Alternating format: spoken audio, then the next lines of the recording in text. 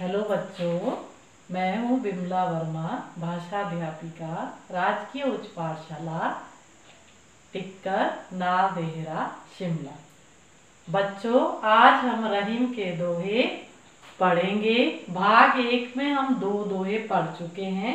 अब हम तीसरा दोहा पढ़ेंगे। पहले मैं आपको गाकर सुनाऊंगी दोहे को, फिर उसके बाद कठिन शब्दों के अर्थ जानेंगे, फिर उसकी व्याख्या करेंगे। तो आइए आप भी मेरे साथ गाने का प्रयास कीजिए। तरवर फल नहीं खात है, सरवर पियत न काम, कही रहीम पर काज हित, संपत्ति संचही सुजान रहीमा, संपत्ति संचही सुजान। अब इसके कठिन शब्दों की ओर जाते हैं।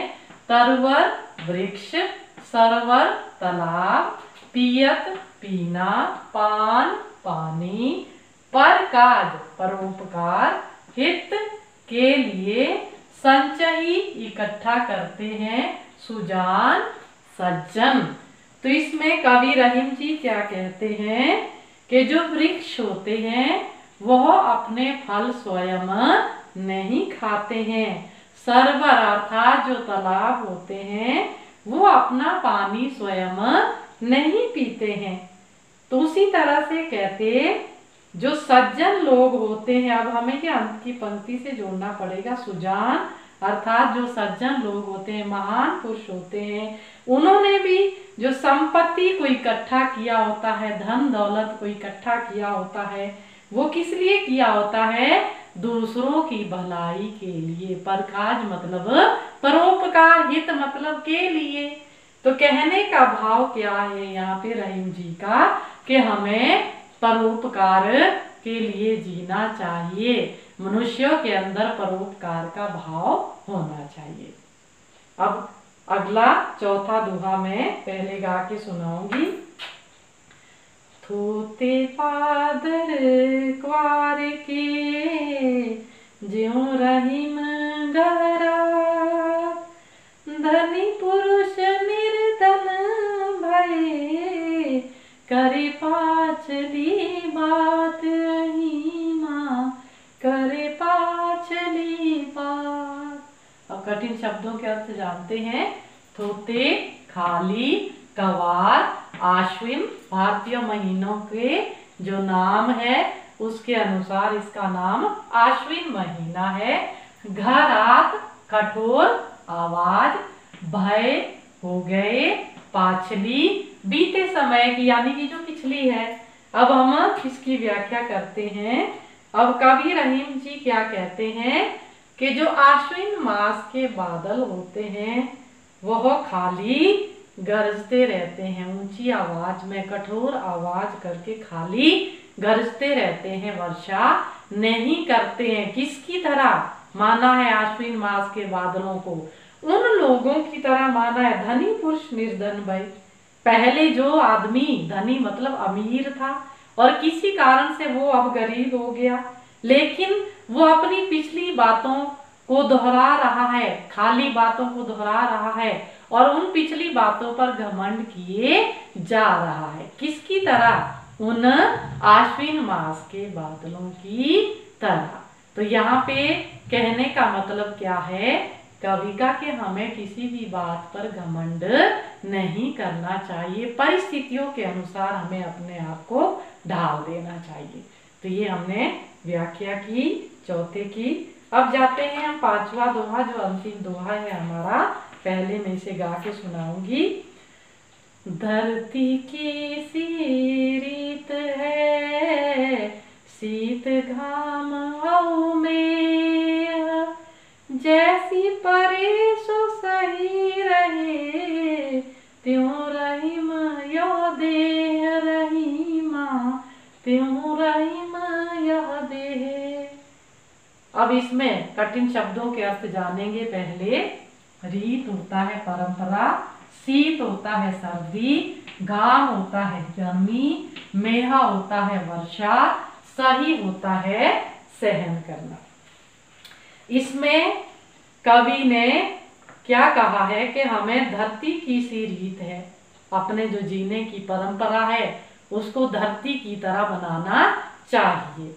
जैसे धरती कहते सर्दी हो, गर्मी हो या फिर वर्षा हो, हर ऋतु को सहन करती है, उसके अंदर सहन शक्ति है। तो उसी तरह से हमें भी उसकी तरह सहनशील बनना है। किसकी तरह? धरती की तरह। जैसे परे सो सही रहे त्यों रहीम यह देह। कहते हमने भी देह अर्थात अपने शरीर को उसी तरह से बनाना है जैसी परिस्थितियां आती है। तो ये सब बातें हमें किससे सीखनी है? धरती से सीखनी है। हमें भी अपने आप को परिस्थितियों के अनुसार ढालना है। अब इसमें कहने का भाव क्या है कि जीवन में हमेशा एक जैसा नहीं रहता है, कभी सुख आता है, कभी दुख आता है। तो हमें सुख हो या दुख हो तो हर परिस्थितियों में एक जैसे रहना है, सहनशीलता हमारे अंदर होनी चाहिए। तो ये बात हमें धरती से सीखनी है, धरती से प्रेरणा लेनी है। तो यही इसमें कहने का भाव है, कविता के व्यक्ति को सहनशील होना चाहिए। बच्चों, रहीम के दोहे हमने पढ़े। उम्मीद करती हूँ कि आपने ये अच्छे से समझ लिए होंगे, आपको व्याख्या इसकी समझ आ गई होगी। अब एक बार फिर से हम इनको गाने का अभ्यास करते हैं। आइए बच्चों, आप भी मेरे साथ एक बार अभ्यास कीजिए। तो हम तीसरा दोहा पढ़ते हैं। तरुवर फल नहीं खात है, सरवर पियत न पान। कही रहीम पर काज हित, संपत्ति संचही सुजान। रहीमा संपत्ति संचही सुजान। अब इसी तरह से आपने चौथे दोहे को भी गाने का अभ्यास करना है।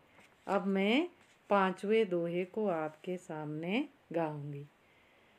धरती की सी रीत है, शीत गाम आओ मेह।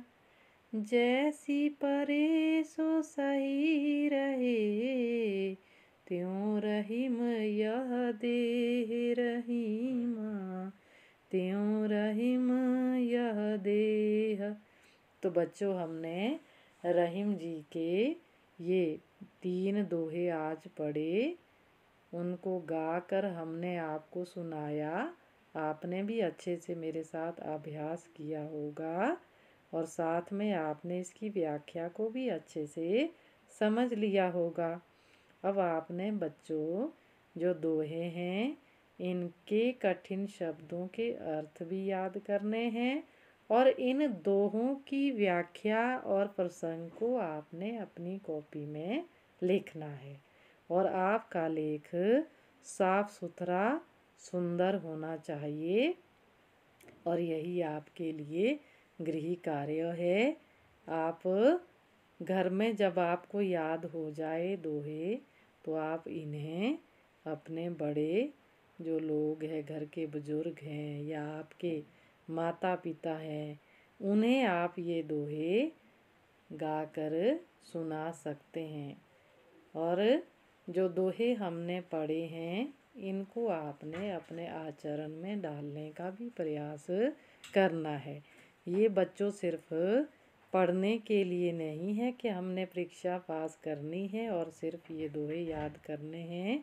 इनको हमने अपने व्यवहार में भी लाना है, तभी हम पढ़ाई का जो हमारा उद्देश्य है वह पूरा हो सकता है। इसी के साथ बच्चों आज इतना ही। धन्यवाद। कल हम दोहों के जो प्रश्न अभ्यास है वो करेंगे। धन्यवाद।